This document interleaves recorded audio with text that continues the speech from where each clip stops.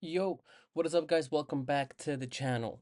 And with the January transfer window literally halfway through, and with us being completely crap, I figured we could do a quick video about a few transfer options that we have during this transfer window that I think we should execute.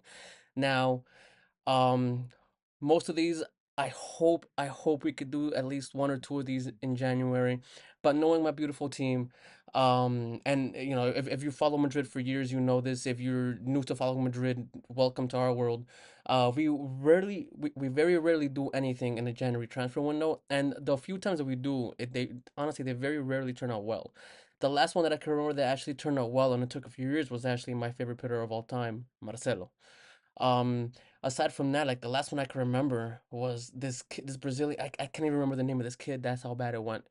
He was a Brazilian kid in like 2018, 2019. We signed him, whole bunch of hype, and unfortunately, he just fucking faded. He had a heart condition after a few seasons when he was on loan, and after that, it just he basically I can't remember his name for the life of me. That should be enough to tell you guys, like, we don't make January transfer windows work for us usually. But at this point in time, you guys saw the Classico. We need some changes, bro. We need some changes. Both selling and honestly just freaking buying. Now, as far as the selling option goes, there's a few options that I think we should get rid of regardless. Like I said, more than likely this is gonna happen in the summer, but I really hope it happens this winter transfer window, man. And the first one is we have to sell Aurelien Chouameni. Um, Listen, this season has not been good for Chouameni, but to be honest, I can't really blame him that much. You know what I mean? He is playing in a center back position that he's not used to, right? Like that's not his position. So all these reads, like while you're watching the game, all this time you're like, "Yo, Chouameni, what are you doing? You're not guarding him. You're losing your marker. You're losing your mark. All that stuff. Like yes, all that stuff is happening. He's having a horrible season, but at the same time, he keeps on being played out of position.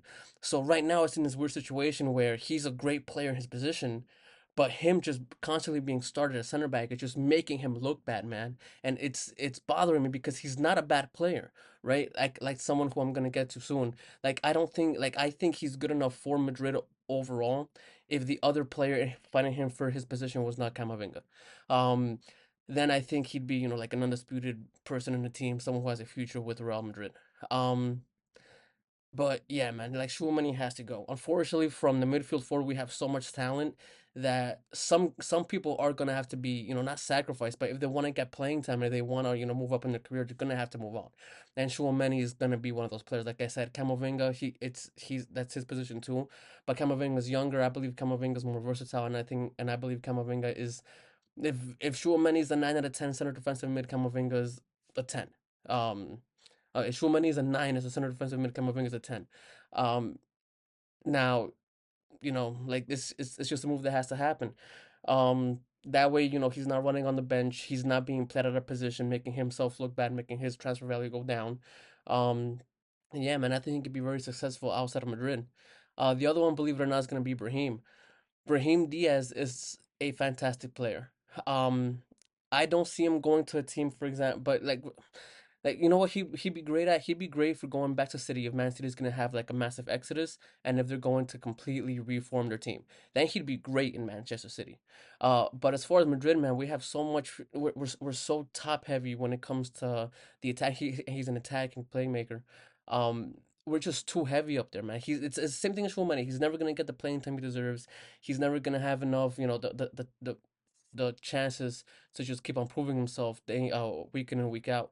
And it doesn't help and honestly it doesn't help that Arda Güler's been sitting on the bench, who's both younger, and every time Arda Güler's been on the field, he's had an impact. Whether it's goal, whether it's assist, whether it's break of play, whether it's making plays, making runs, taking defenders with him, he's always doing something. Which to me is crazy because, like I said in the Classico, I could not understand for the life of me why he'd bring in Brahim and not Arda Güler, right? So I think he's taking time away from Arda Güler with how reluctant and oh my god, what's the word? I can't think of the word, but with how reluctant Ancelotti is, which is rotating players. Um, you know, and taking the players that he knows that he's already played with out of the lineup, even if they don't deserve to be in the lineup, it's a nightmare. And honestly, just selling Brahim would get us a decent amount of money. I can very easily see us selling him for 40-50 mil. Um, and it'll give, like I said, it'll give someone like Arda Güler more minutes. Plus, it'll honestly it'll be good for his own career. And then the last one I think we should sell right now is Mendy. Good Lord, Mendy, man. Listen, if you guys have seen my videos, you guys have known that I'm not a huge fan of Ferland Mendy. I'm just not, right? Um, every time he's on the ball, I'm nervous. I think he tries to be like Marcelo, right? But unlike Marcelo, who I think is a very underrated player when it comes to his defense contributions, he doesn't give you the same defensively, and he definitely does not give you the same offensively as Marcelo does. So he tries to be a player kind of like Marcelo, but he's just not it. He's just not it. And no matter what, man, like I I I can never go into a game feeling fully confident with Mendy in the back line. I just don't. And it's been like that since he came over here. During the 2022 Champions League run, you guys know that clearance that he had for Man City. Not with me, but that saved them a lot of grits with a lot of Madridistas. And honestly, my boy who's a diehard Barca fan, he was like, "See, he's great." I'm like, "Bro, like, no, he's not." Like, yes, he had an amazing clearance, an amazing clearance. I cannot understate that enough because without that clearance, we arguably do not win that Champions League.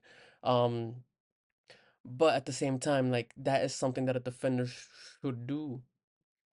You know what I'm saying? So yes, amazing clearance, he should be doing that anyway. And the thing is, he doesn't bring up that level of excitement or confidence from me on an everyday basis, and that's why I have to get rid of him. I would get rid of him before I get rid of oh my god, Fran Garcia, because like I mentioned before, I think Fran Garcia is a good backup to have. Definitely not a starter, but a great backup.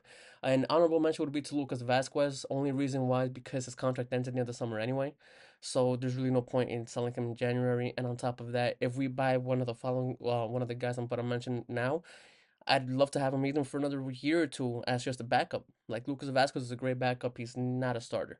Um, which brings me to my other three. So as far as purchasing players, listen, man, a lot of people have been heavy on Trent Alexander-Arnold coming to Madrid. I'm not a huge fan of it. He might be coming on a free, which I guess is kind of a bonus, but you guys have to realize, like, a player coming on a bonus for free doesn't mean that we spend no money on it.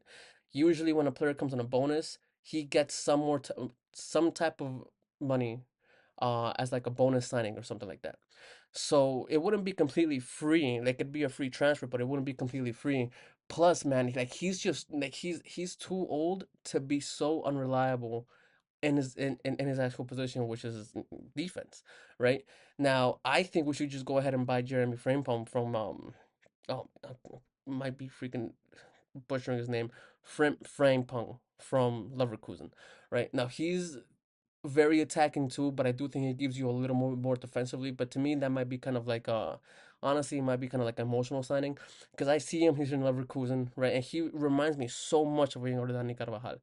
When Dani Carvajal first came to Madrid, he was very attacking. He he was not a liability on defense, but you could definitely see his strong point was his attacking play, and Frimpong to me just reminds me of that. To the point where I think he's more defensively minded than someone like Trent Alexander-Arnold. Plus, he's younger. Plus, his release cost is only 35 mil. Like, there's gonna be a lot of teams chasing him, and I think especially the position that we're in right now. If we wait till the end of the season, we might not be champions of Europe anymore. We might not be champions of Spain. If we get him right now, be like, listen, right now we're on point. We're struggling. We're at a point where if we get the back line and you'd be a huge part of it, we could go on to have a historic season, right? We're still battling for the first place in the league, even though we're having the worst season we've had in years, right? No one still counts us outside of the Champions League. We're still very well in it. So he could come in and make a huge impact, and it would be a long-term signing. It wouldn't. It's not too expensive. He's a talented youngster at 24 years old. Plus, all signs to me show that Xabi Alonso might be the next manager. You're you coming in to a situation to a manager whose trust you already have, who already knows how you play, who can get the best out of you in that situation. So to me, he'd be a 10 out of 10 signing. The other one, and this might be a little controversial, but hear me out. Ruben Diaz. Ruben Diaz is one of the best center defenders in the world. So why would we go for him this January? One, look at how Man City is doing. Man City is struggling. Now, to me, I think that's a negative point on Pep because even if you lose your best player, man, you're telling me that a team like that, a super team, a team who even when they were started losing some matches right before they went on the whole complete crap run, was still in contention to be the best team in the world, loses one player and their whole system goes to crap. It's insane. It's freaking insane. But that's that's not to say like Ruben Diaz might not be having the best season, but he's still one of the best center defenders in the world. Now his contract runs through 2027. I don't see him being cheap, right? But he's still young. He could be a leader in defense. He could partner Rudiger amazingly, right? Um, but with that being said, it'd be hard to get him away from City normally. But if Man City again sees a massive exodus and they want to rebuild their team, getting 60, 70 million from us for Ruben Diaz is not that bad of a deal, at least to me, at least for Man City. Plus, he's won everything there is to win in Man City. I don't think he has anything left to prove in that club. While he can go from Man City to Real Madrid and help us, win all these trophies, he could cement himself as a legend in two clubs. And, at his age, I believe he's 26, 27. He's just hitting his prime as a defender. Plus, as long as he takes care of himself, which he usually does. Like if you see his physique, he almost never runs out of energy. When he's running up and when he's running all over the pitch, so he's the type of defender that we would need. And to me, the best situation would be honestly because Rudiger's 33.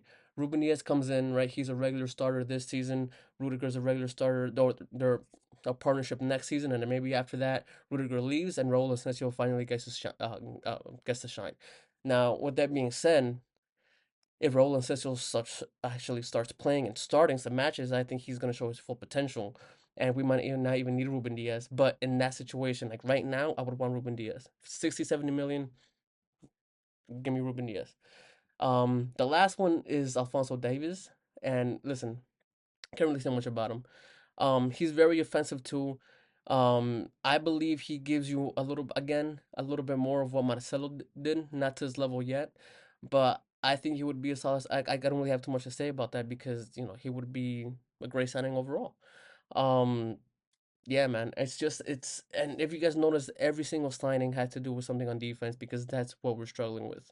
Um, at the beginning of or not even at the beginning of the season, like around like November, late October, I mentioned that the two reasons why we would struggle would be Mbappe and it would be our defense. And I stand by both of them. Mbappe had an amazing Clasico. He was the best player for Madrid on the pitch by far. It's not up for discussion. He was easily the best player that we had on the field that game.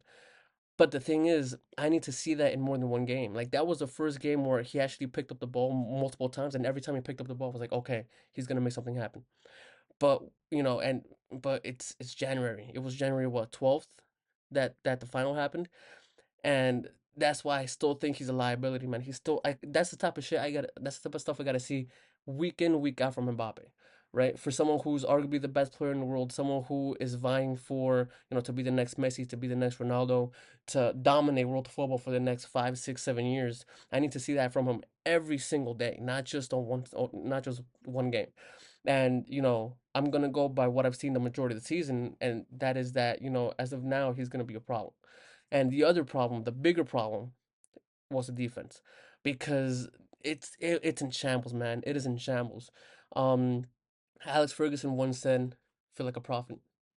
Sir Alex Ferguson once said, "Attack can win you games, but defense wins you titles," and that's how it's worked, right? And every once in a while, you might get away if you're a big team, like and Barcelona did it. The last league they won off their defense.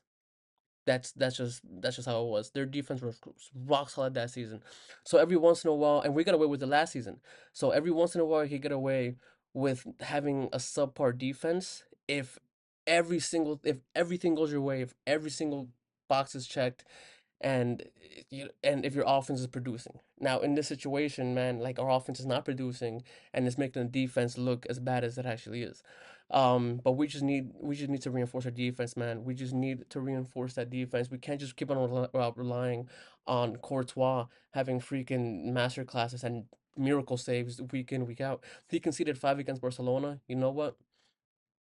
Walked away from it. He could walk away from that game with his head held high, because to me, and later on, and I know it's gonna be a little bit later, but I'm gonna make a video for the tier list, and it's not looking good for the majority of our players. As a matter of fact, the only two people who are top tier, one of them's the goalie, because bro, without him, we would be way behind on points, and it's crazy. It's crazy to rely on your goalie that much. But yeah, man, it's because the line in front of him just can't be trusted. whatever reason, it just can't be trusted. But yeah, guys, so that's just, well, I mean, damn, 15 minutes. It's not so quick video of just a few quick transfer things that we could do, that I believe would help the team improve. Hopefully, like I said, hopefully we do them, tomorrow. But knowing my team, I probably won't do them until the summer. But regardless, those are moves that I believe have to be made. Um, yeah, guys. But we'll see what happens tomorrow when we're playing the Copa del Rey. And then hopefully you got some good news for you. And a happy video. You know what I'm saying? We need one of those. But yeah, guys, catch you in the next one. Latest.